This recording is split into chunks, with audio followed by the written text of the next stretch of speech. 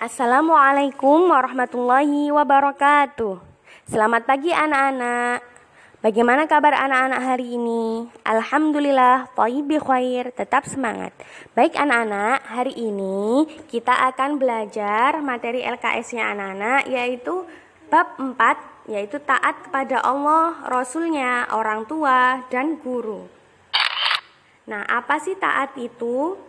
Taat itu artinya tunduk, patuh, dan setia. Sehingga taat kepada Allah dan Rasulnya berarti sikap tunduk, patuh, dan setia kepada Allah dan Rasulnya untuk melaksanakan segala perintah dan meninggalkan perkara yang dilarang.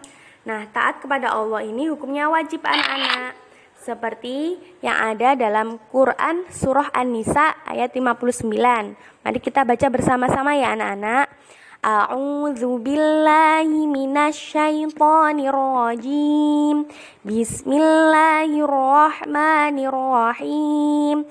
Ya ayyuhalladzina amanu athi'ullaha wa athi'ur rasula wa ulil amri minkum fa in tanaza'tum fi syai'in farudduhu ilallahi war rasuli in kuntum tu'minuna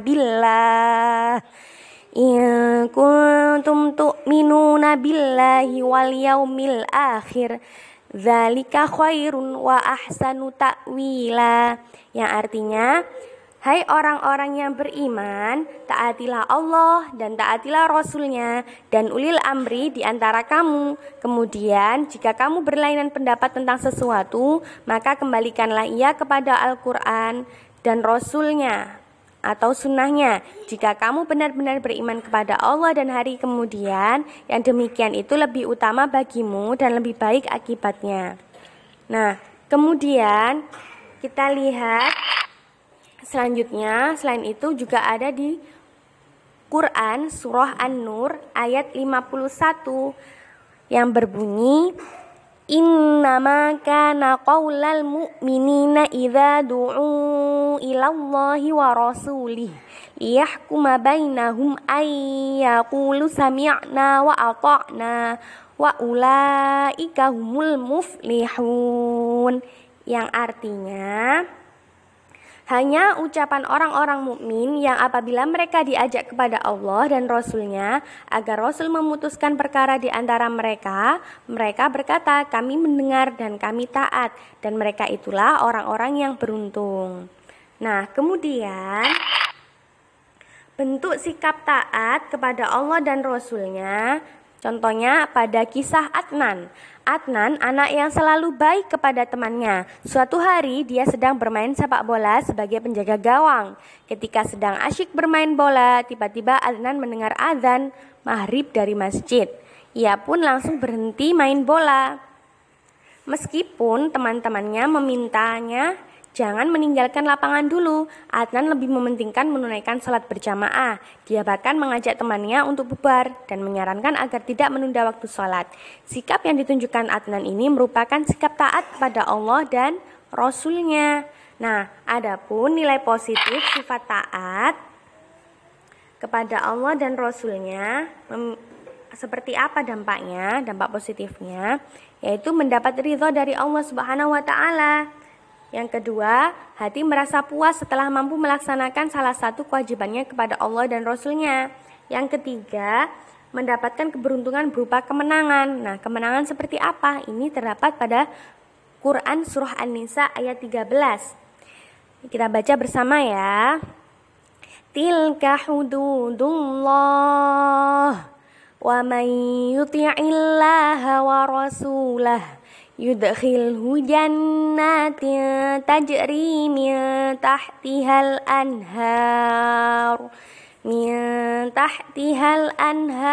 khalidina fiha wa dzalikal fawzul azim, yang artinya hukum-hukum tersebut itu adalah ketentuan-ketentuan dari Allah. Barang siapa taat kepada Allah dan Rasulnya, niscaya Allah memasukkannya ke dalam surga yang mengalir di dalamnya sungai-sungai, sedang mereka kekal di dalamnya, dan itulah kemenangan yang besar.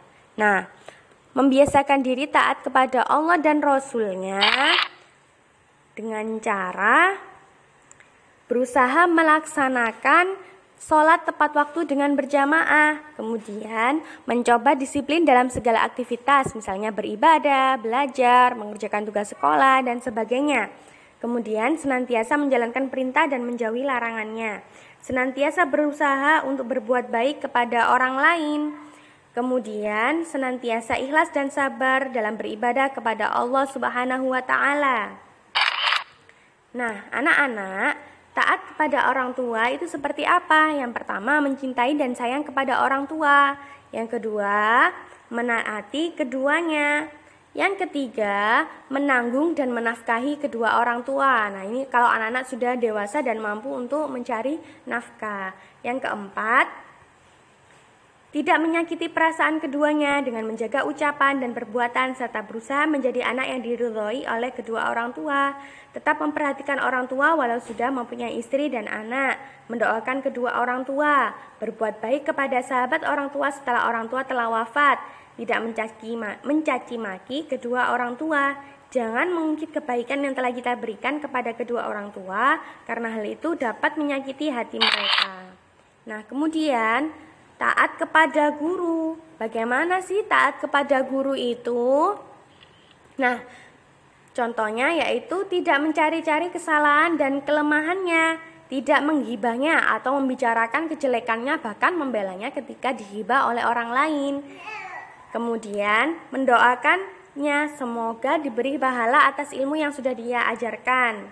Berdoa agar guru diberi kesejahteraan di dunia dan di akhirat, mengambil manfaat dari kebaikan sang guru, meneladani akhlak baik yang dilakukannya, menjaga adab berbicara dan diskusi dengannya, taat kepada guru kita dalam semua perkara kecuali perkara yang maksiat kepada Allah dan Rasulullah, bertutur kata dengan lemah lembut dan penuh rendah diri kepada guru kita, serta meminta izin kepada guru kita untuk bertanya atau pergi dari kelas.